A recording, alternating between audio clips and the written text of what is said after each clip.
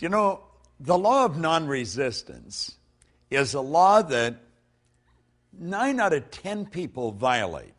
And because they do, they cause themselves a lot of problems. It's a pretty well-balanced individual that understands how to live in harmony and not let this get to them. The law of non-resistance. Think of this for a moment. When you go to do anything that's out of the box, where you're really going where you've never been before, you're going to meet with resistance. As a matter of fact, if you don't meet with resistance, you're probably going in the wrong direction. You're not going ahead. You're either going sideways or backwards. Resistance is a signal that you're moving into a new area. However, whatever you resist persists. And what we're suggesting here is that you do not resist the resistance. Now that sounds like a bit of a mouthful, but understand this. You and I are programmed to resist resistance. That's part of our animalistic nature, fight or flight. What we want to do is master this. And instead of fight or flight or react, let's respond. Do you know there's a beautiful concept? It's the law of psychological reciprocity that rests on this law. That law states, whenever you put good out, you'll get good back, but very rarely right away. When you put bad out, bang, you get it right back. Well, let's think about that for a moment. We'll use the martial arts as a metaphor here. Karate is a very hard form of martial arts. You whack me, I whack you. You kick me, I kick you. And we beat the daylights out of each other. That's resisting resistance. Karate is not the way we want to approach this. When somebody yells at us, let them yell. Let them vent all the negativity, but not hit back. Then you take judo. Judo is where you take the strength of the other person's shot and put them down. You don't win much doing that. It's reported that Sir Winston Churchill was a master at psychological judo.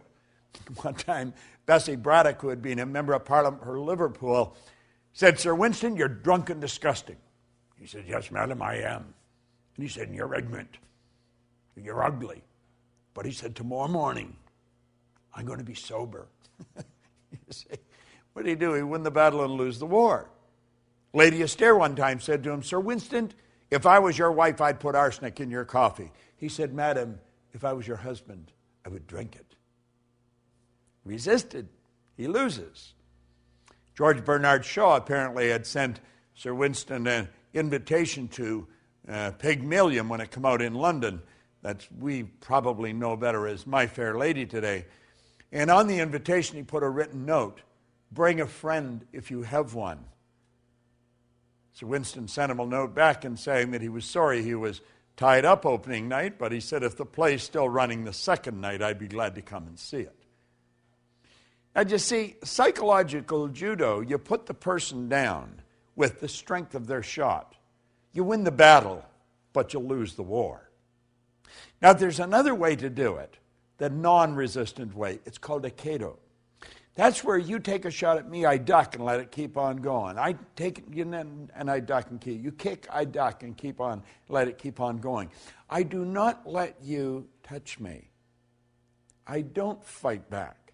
I stay fresh. And when you've vented all your negative energy, I'm as fresh as a daisy and I can lead you to where you want to go. That's non-resistance.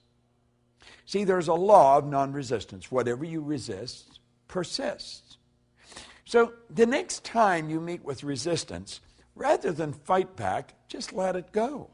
It's not that important.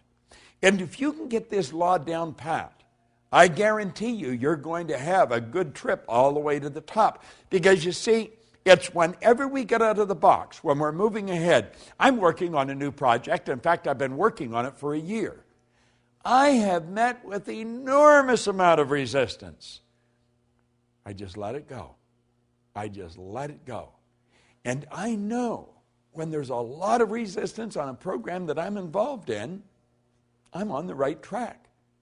You see, if you're just going sideways, there isn't any resistance. You're doing something you already know. The law of non-resistance. of these 11 laws that you're getting, this is one of the most important. Burn it into your mind. And remember, don't react, respond. I remember to close off with, I was doing a seminar with a bunch of teenagers in Hawaii one time. And I asked the kids, I said, what's the difference between reacting and responding? This one little 15-year-old girl looked off into space and she put her hand up. And she says, reacting is a habit. To respond, you have to think. It was the best answer I'd ever got. 15 years old. To react is a habit. To respond, you have to think. Now think of this. When you react, whatever it is that's causing you to react wins. You lose. When you respond, you win. The law of non-resistance. It's a great law to understand.